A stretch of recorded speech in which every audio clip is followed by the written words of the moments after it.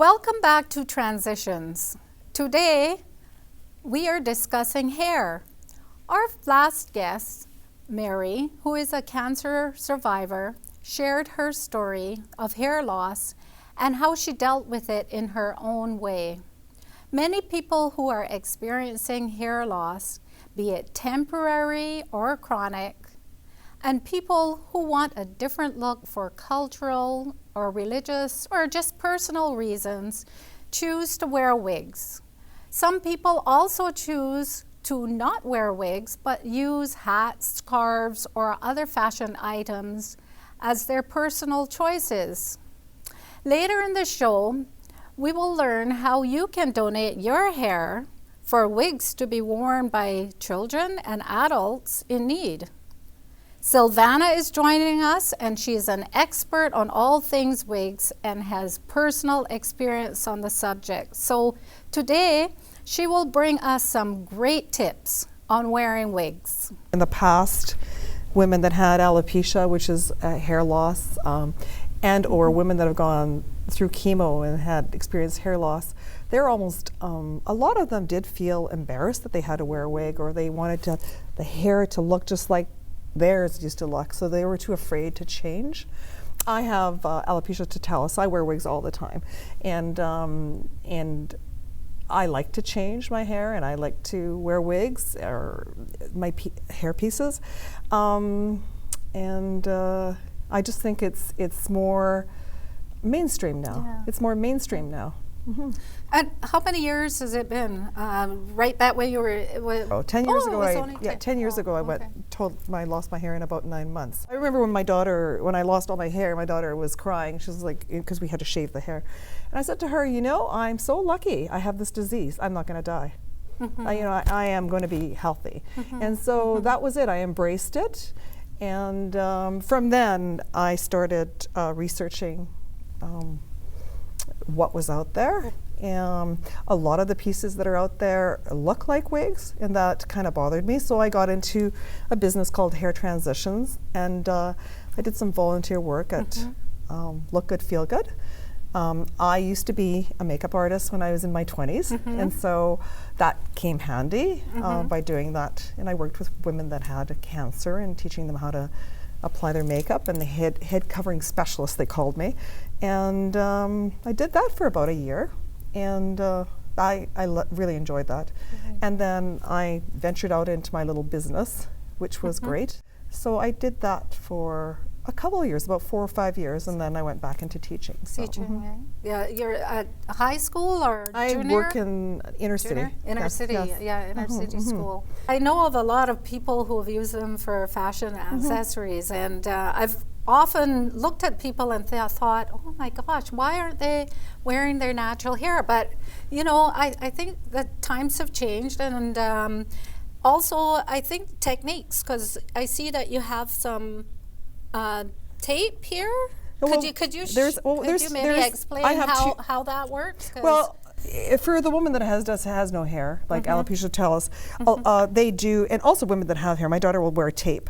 They'll wear a net on their hair.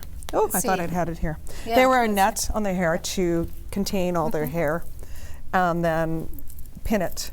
And then, like, my daughter will pull her hair up, and then as myself, and then I don't have a hair, but then you tape just at different points, right across here, right?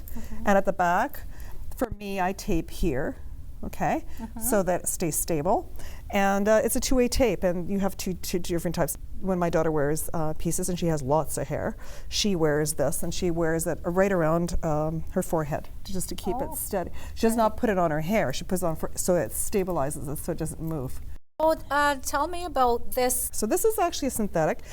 Synthetic wigs are nice because they keep their shape. They have a memory, so you can wash it, shake it, and hang it upside down, and the next day, or you wash it once every 2-3 weeks, and it still retains its memory. They have wash with special shampoo then, eh? Yeah, yeah. And you have a brush here. This is an anti-static brush, and it's important to have an anti-static brush because the synthetic, it'll fly away. So with these brushes, they're great. I see. They're just like hair. So what do you think? How would this look on me, you think? A style like this would be look nice on Okay. you. I can show you here. Okay, so I have to turn her around, lift her up. And that's another thing. People put wigs on and they think they're too afraid to play around with them. You're supposed to play around with them. You have to make them your own. I think it's good to try pieces on too, to change color, if you want to change color too. Yeah, no, that's kind of a neat idea. I really like that. But it's not just the hair. It's also when you lose your hair, it's the brows as well. Like you have to, add brows because with cancer and with alopecia, you can get total hair loss, eyebrows, and so it's just wearing a piece on your head or a wig on your head, whatever, that's not enough. Like to me, when I lost my hair, that wasn't the worst thing. It's losing my lashes and my brows. That was, to me, was awful. But then I was okay with makeup. So I use a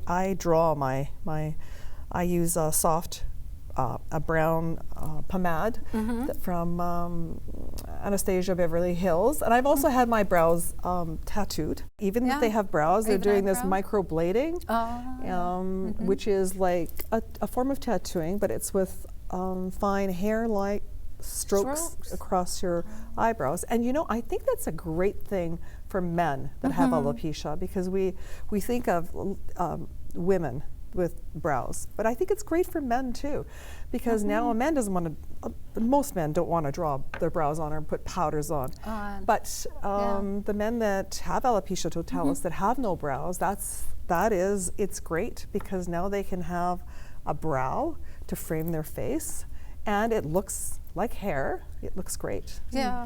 There's a few places doing it now here in Winnipeg.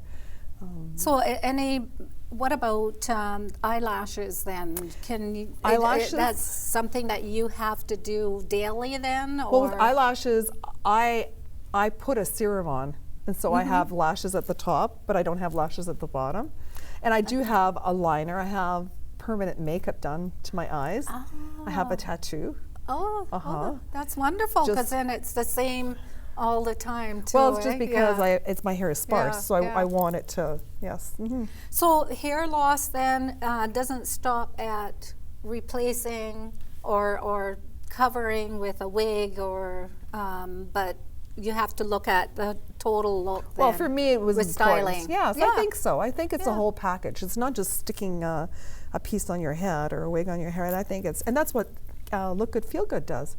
Cancer care, and they teach women how to apply their eyebrows and how to put color back into their skin, because it makes you feel good. And if you look in the mirror and you feel good, then you feel positive, and then you have a fight, and it's the whole package. I think it's important. And Evelyn, I spoke with her. Evelyn has been doing over 25 years. Yeah, so she's been working with women that have that needed pieces. She's in Lorette, Manitoba, so she's great. She's got a nice salon there, and she sells lots of different styles, human hair, extensions, lots of things, yes. Yeah, and there are more opportunities to here in Winnipeg as well. So I guess there's other places here in Winnipeg. Winnipeg. We would do is just suggest to any of you viewers out there to please just go and explore, because it's a wonderful thing. I'm just so happy to have spoken with you today and to have you here on the show. I really, I'm looking forward to further consultations with you.